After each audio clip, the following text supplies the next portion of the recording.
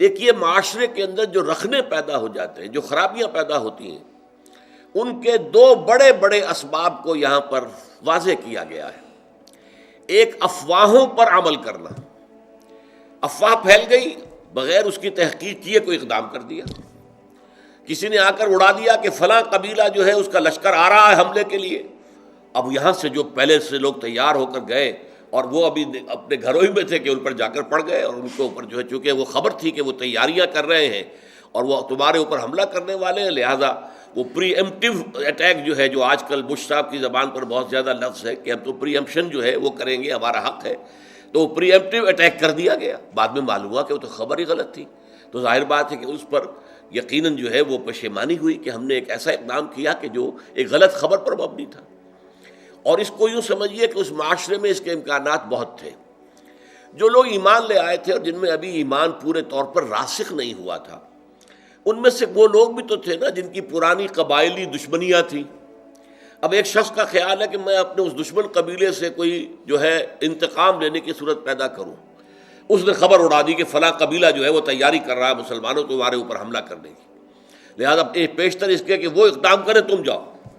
اور اس نے گویا کہ یہ چاہا کہ وہ اپنا انتقام جو ہے اس کو لینے کا ذریعہ اسے بنا لے،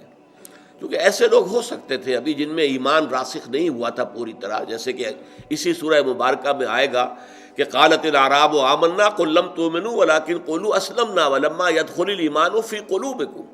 یہ بدو کہہ رہے ہیں کہ ہم ایمان لے آئے، نبی ان سے کہیے کہ تم ایمان ہرگز نہیں لائے ہو، ہاں یوں کہہ سکتے ہو مسلمان ہو گئے، ہم نے اطاعت قبول کر لیے، اور ابھی تک ایمان تمہارے دلوں میں داخل نہیں ہوا ہے۔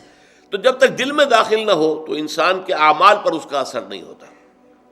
لہذا پہلی بات یہ ہے جس کا سد باب کیا جا رہا ہے کہ افواہوں پر کوئی اقدام نہ کیا جائے۔ یا ایھا الذین آمنوا، دیکھیے میں نے پچھلی مرتبہ عرض کیا تھا کہ یا ایھا الذین آمنوا یہ صیغہ خطاب کا اس سورہ مبارکہ کی 18 آیات میں 5 دفعہ آیا ہے۔ اے ایمان والو، ان جاءکم فاسق بنبأ، اگر آئے تمہارے پاس کوئی فاسق، یعنی اگر تو کوئی متقی، بہت محتاط، راسخ الایمان، راسخ العقیدہ مسلمان خبر لے کر آئے تو اس پر تحقیق کی ضرورت نہیں ہے، لیکن یہ دیکھو خبر لانے والا کون ہے، اور وہ اگر پوری طریقے سے قابل اعتماد نہیں ہے، فاسق و فاجر ہے، پوری طرح ابھی ایمان اس کے دل میں داخل نہیں ہوا ہے جو اس کے اعمال سے ظاہر ہو جاتا ہے۔ ان جاءکم فاسق بنبأ، اگر ابو بکر صدیق کو خبر لائیں گے تو اس پر کوئی تحقیق نہیں کی جائے گی، اس لیے کہ وہ تو الصدیق ہے، ان کے بارے میں کسی جھوٹ کا، کسی غلط بیانی کا کوئی امکان ہی نہیں۔ لیکن ان جاءکم فاسق بنبأ، اگر آئے تمہارے پاس کوئی فاسق کوئی بڑی خبر لے کر، نبا کہتے ہیں بڑی خبر کو، اہم خبر، فتبینوا، تو تحقیق کر لیا کرو، چھان بین کر لیا کرو، تفتیش کر لیا کرو، ان تصیبوا قوما، مبادا تم جا پڑو کسی قوم پر، کسی قبیلے پر، کسی لوگوں کے اوپر جا کر حملہ کر دو، حملہ آور ہو جاؤ، بے جہالت، لا علمی میں، تمہیں صحیح بات معلوم نہیں تھی، تمہیں غلط فہمی کے اندر مبتلا کر دیا گیا، ایک جھوٹی خبر کے اوپر تم نے اقدام کر دیا،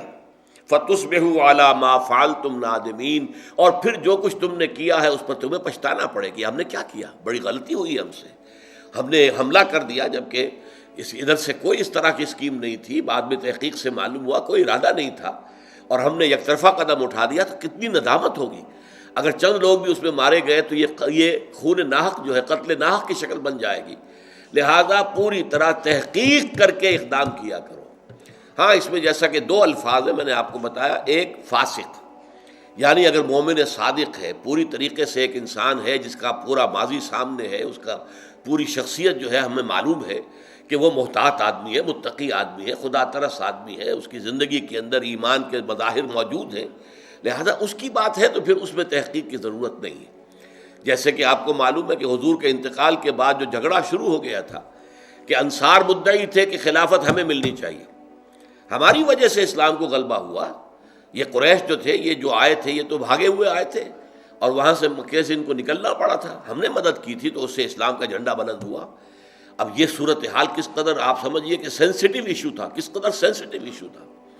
لیکن یہ ہے کہ ایک حدیث صرف بیان کی ہے حضرت ابو بکر صدیق نے ثقیفہ بنی سعدہ میں آ کر کہ حضور نے فرمایا ہے الائمۃ من قریش،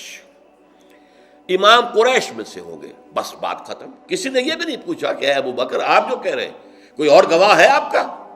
یہ حدیث آپ کہہ رہے ہیں تو کوئی اور بھی ہے جس نے یہ حدیث سنی ہو؟ کچھ نے نہیں پوچھا، کیونکہ کہنے والا کون تھا؟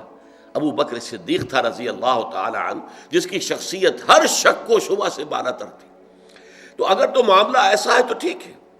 لیکن اگر یہ کہ کوئی شخص جو ہے مشتبہ قسم کا آدمی ہے، اس کی سیرت و کردار پوری طرح قابل اعتماد نہیں ہے، اور وہ بہت بڑی خبر لے کر آ گیا ہے، تو اس پر اقدام نہ ہو۔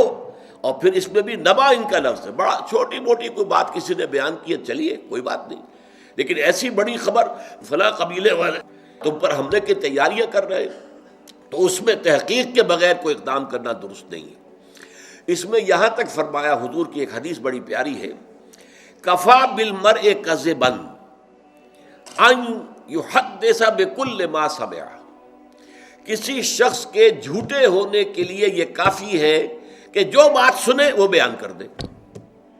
کان میں ایک بات آئی اور زبان سے آگے نکل گئی، یہ غلط ہے، یہ بھی ایک جھوٹ کی علامت ہے۔ جو بات سنی ہے پہلے تحقیق کرو، دماغ میں لے کر جاؤ اسے، اور تحقیق کرو، تفتیش کرو، تبیین کرو۔ اگر وہ بات صحیح ہو تو تمہاری زبان سے نکلنی چاہیے، ورنہ اگر وہ بات جھوٹی تھی تو اس جھوٹ کے پھیلانے میں تم بھی شریک ہو گئے۔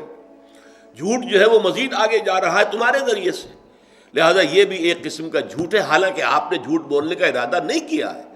آپ کی نیت جھوٹ بولنے کی نہیں ہے۔ بھئی میں نے یہ سنا ہے، بھئی یہ سنا ہے، اور اسی بنیاد کے اوپر آگے آپ بیان کر رہے ہیں،